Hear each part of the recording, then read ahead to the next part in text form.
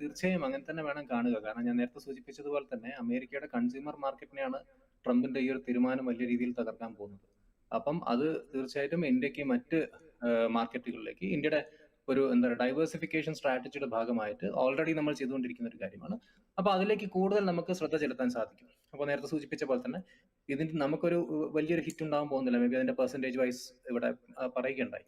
അപ്പോൾ ഇന്ത്യയെ സംബന്ധിച്ച് നമുക്ക് ഇന്ന് റിക്കവർ ചെയ്യാൻ പറ്റുന്ന ഒരു കാര്യമാണ്. പക്ഷെ അമേരിക്ക ഇപ്പോൾ എടുക്കുന്ന തീരുമാനം അമേരിക്കയെ തന്നെ എത്ര വലിയ രീതിയിലാണ് ബാധിക്കാൻ പോകുന്നത് എന്ന് ട്രംപ് വിലയിരുത്തേണ്ടതായിട്ടുണ്ട്. കാരണം ട്രംപിന്റെ തന്നെ പുസ്തകത്തിൽ പറയുന്നൊരു ഈ art of the deal hypothesis ഉണ്ടല്ലോ. അദ്ദേഹം പറഞ്ഞത് ഈ you have to understand what the bigger prizes and be willing to sacrifice the smaller prize for it എന്നാണ് ട്രംപ് പറഞ്ഞത്. അപ്പൊ ട്രംപ് ഇപ്പൊ ചെയ്തുകൊണ്ടിരിക്കുന്നത് അതാണോ എന്ന് ട്രംപ് തന്നെ സ്വയം ഒന്ന് വിലയിരുത്തേണ്ടതായിട്ടുണ്ട്. അപ്പോൾ ഇവിടെ അദ്ദേഹം ഇന്ത്യ റഷ്യ ഡീലിനെ കുറിച്ചാണ് അദ്ദേഹത്തിന് ഇത്ര വലിയ പ്രശ്നം. US ഇമ്പോർട്ട് ചെയ്യുന്ന കാര്യം അവിടെ ഉണ്ട്. ഇവരുടെ യൂറോപ്യൻ അലൈസ് ആയിട്ടുള്ള ജർമ്മനി, ഫ്രാൻസ്, ഹംഗറി ഇവരെല്ലാം റഷ്യൻ എനർജി ഇമ്പോർട്ട്സിൽ ഭയങ്കരമായിട്ട് ഡിപ്പെൻഡ് ചെയ്യുന്ന വളരെ സീക്രട്ട് ആയിട്ട് അവർ ചെയ്തുകൊണ്ടിരിക്കുന്നുണ്ട്. അപ്പൊ ഇന്ത്യയെ മാത്രം സിംഗിൾ ഔട്ട് ചെയ്യുന്നതിന് കാരണം മറ്റൊന്നല്ല, ഇന്ത്യയുടെ വളർച്ച, ഏഷ്യയിലെ ഇന്ത്യയുടെ ഡോമിനൻസ്, ഇതൊക്കെയാണ് ട്രംപ് ഭയപ്പെട്ടുകൊണ്ടിരിക്കുന്ന ഒരു കാര്യം. അപ്പൊ ട്രംപ് മനസ്സിലാക്കേണ്ട ഒരു കാര്യം ഇത് 90കളിലെ ഇന്ത്യ അല്ല. ഇന്ന് ഇന്ത്യ ഒരു ഗ്ലോബൽ പവറാണ്. അതായത് ചന്ദ്രന്റെ സൗത്ത് പോളിൽ സ്പേസ് ക്രാഫ്റ്റ് ലാൻഡ് ചെയ്ത ഇന്ത്യയാണ്. G20 ലീഡ് ചെയ്യുന്ന ഇന്ത്യയാണ്.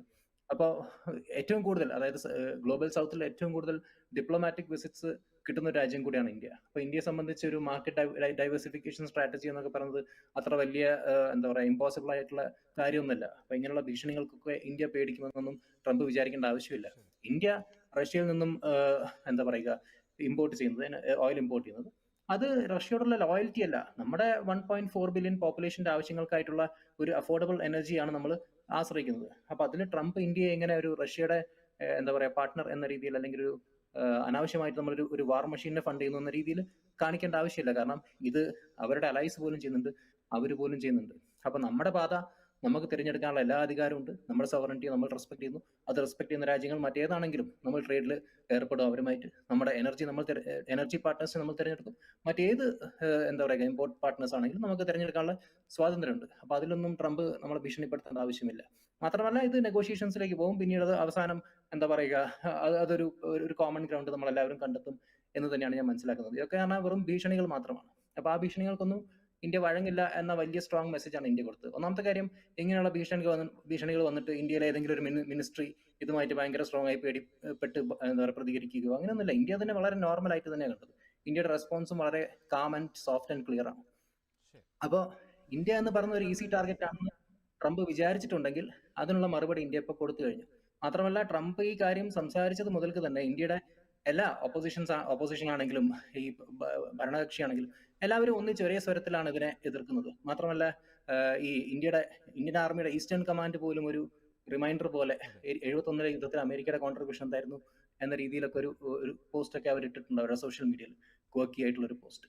അപ്പോൾ അങ്ങനെ ഇന്ത്യ ഒരൊറ്റ സ്വരത്തിൽ തന്നെ ഇതിനെ എതിർക്കുന്നു. ഇന്ത്യ ഒരു സ്ട്രാറ്റജിക് ഓട്ടോണമി ആണ്. പക്ഷെ അതിൽ കുറെ കൂടെ നമ്മൾ ശ്രദ്ധിക്കേണ്ട കാര്യങ്ങളുണ്ട്.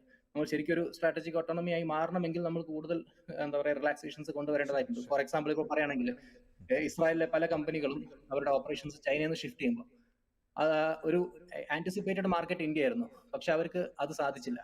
കാരണം നമ്മുടെ റെഗുലേഷൻസ് ആയിരുന്നു കുറെ കൂടെ ഔട്ട്ഡേറ്റഡ് ആയിട്ടുള്ള റെഗുലേഷൻസ് ഇപ്പോഴും ഉണ്ട്. അപ്പം നമുക്ക് പൂർണ്ണമായിട്ട് ഒരു ഫ്രീഡം വേണം ഈ ഒരു എക്സ്റ്റേണൽ പ്രഷറിനെങ്കിൽ നമ്മുടെ കുറെ കാര്യങ്ങൾ, നമ്മുടെ വീട് ആദ്യം നമ്മൾ ക്ലീൻ ആക്കേണ്ടതായിട്ടുണ്ട്. കുറെ കൂടെ നമ്മൾ അതിൽ ശ്രദ്ധിക്കേണ്ടതായിട്ടുണ്ട്.